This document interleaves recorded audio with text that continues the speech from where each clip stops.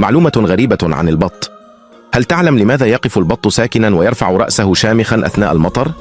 حين تشتد زخات المطر يمارس البط طقسا يثير الدهشة، فيقف ساكنا كتمثال رخامي رافعا رأسه نحو السماء في وضعية تسمى استقبال الغيث. هذا السكون ليس استسلاما، بل هو هندسة فطرية مذهلة، حيث يحول جسده إلى زاوية انسيابية تجعل الماء ينزلق كالمرآة دون أن يبلل أعماقه، بينما يفتح منقاره ليرتشف قطرات السماء النقية في تواصل مباشر مع الطبيعة. إنه مشهد يختصر ذكاء الكائن الذي يعرف كيف يحول المطر من عاصفة يهرب منها الجميع إلى مأدبة للارتواء ودرع للصمود. تحت ريش البط تكمن تكنولوجيا حيوية مذهلة، حيث يمتلك غدة سرية عند ذيله تفرز زيتا شمعيا يوزعه بمنقاره بدقة على جسده.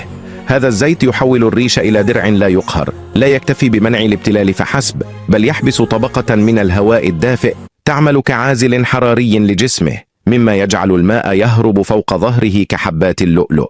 هكذا يظل البط جافا ودافئا في قلب الطوفان، وكأنه يرتدي معطفا غير مرئي صمم خصيصا ليتحدى قوانين الغرق والبرد.